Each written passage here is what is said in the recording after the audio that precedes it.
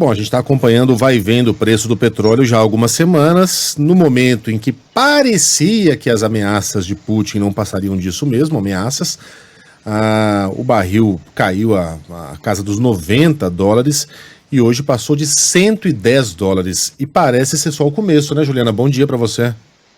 Bom dia, Megali. Bom dia para Carlinha, para Sheila. Bom dia para o ouvinte. Pois é, o petróleo já chegou agora de manhã a $113 o barril do tipo Brent, negociado em Londres, e tá uma confusão ainda, né? Um estresse grande no mercado financeiro mundial. Os preços vão e voltam o tempo todo. Agora as perdas diminuíram nas bolsas europeias porque há uma expectativa de uma nova negociação para cessar fogo, mas no fundo ninguém sabe o que vai acontecer, né? A gente tem agora cedo a abertura do dólar. Aqui para o Brasil, muito importante a gente acompanhar essa movimentação do dólar, porque o dólar estava em queda, né, antes dessa guerra, então estava meio que compensando a alta do petróleo, que você vê uma tendência que vinha já antes mesmo da guerra. O petróleo está com estoques baixos, a gente vive um movimento já de volta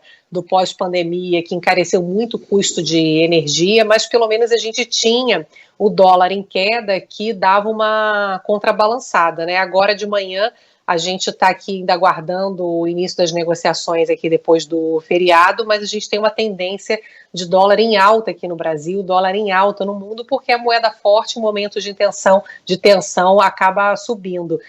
O ministro da Economia, Paulo Guedes, está nos Estados Unidos, se encontrando com investidores justamente para tentar convencer de que o Brasil é um país seguro. Em ano eleitoral, ele está para anunciar medidas para poder estimular que investimentos estrangeiros continuem vindo para o Brasil, que a gente está recebendo um fluxo importante aqui no Brasil, a bolsa é considerada barata, o juro é muito alto, então a gente está recebendo um fluxo grande em renda fixa também, e agora a expectativa, eu estava lendo aqui, que o ministro Paulo Guedes deve anunciar isenção de imposto de renda para investidores que comprarem dívida privada, né, que financiem dívida no mercado de capitais de empresas privadas. Aqui para o Brasil também há uma expectativa de anúncios para amenizar dificuldades econômicas. Para a semana que vem se espera um pacote de crédito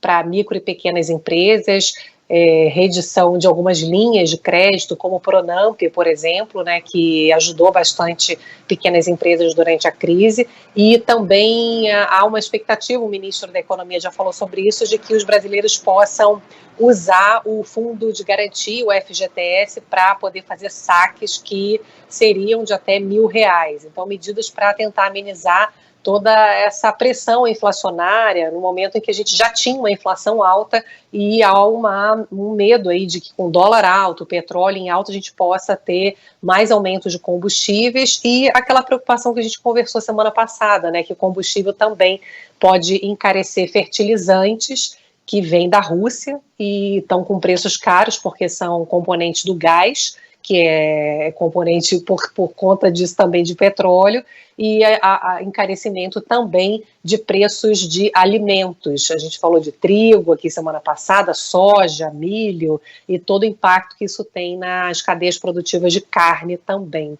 Então a gente vai seguir acompanhando, né, pessoal, essa escalada de tensão e principalmente os impactos inflacionários aqui no nosso país. Juliana, é incrível como a gente está diante de um conflito em que provavelmente não haverá vencedores, né? A Rússia, claro, em algum momento ela vai conseguir vencer a resistência ucraniana, é inevitável, o heroísmo dos ucranianos não vai durar para sempre. Mas a que preço? A economia russa está demolindo, está sangrando. Para o lado ucraniano, a gente vai ver em breve, se esse conflito escalar, e ele deve escalar com a chegada dos tanques mais pesados, uma Kiev em ruínas, cidades completamente destruídas, uma crise financeira na União Europeia, respingos aqui no Brasil.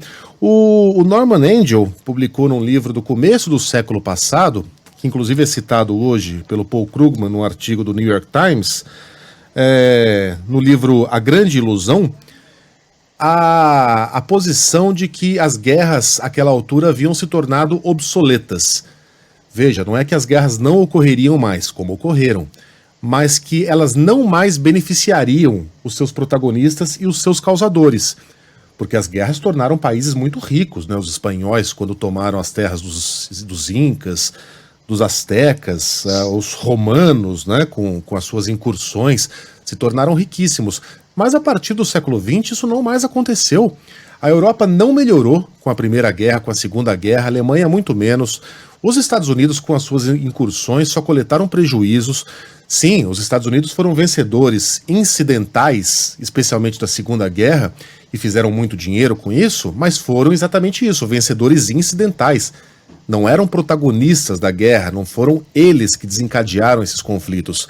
As guerras do século XX, como previu o Norman, deixaram de beneficiar aqueles que acenderam o primeiro pavio. E será assim novamente. A Rússia, mesmo ganhando, não tem como ganhar. Tá vendo uma economia em frangalhos e a coisa vai piorar muito. E vai piorar para todo mundo. É incrível que a gente tenha embarcado nessa aventura maluca. Juliana Rosa, volta... Tocou a música. Aliás, por minha culpa. Hoje não foi você não, viu, Ju? Não, a música é para você hoje. Mas foi importante isso, porque realmente é só perda, né, Melhor? Não tem ninguém ganhando com isso. Juliana Rosa, volta amanhã. Um beijo, Ju.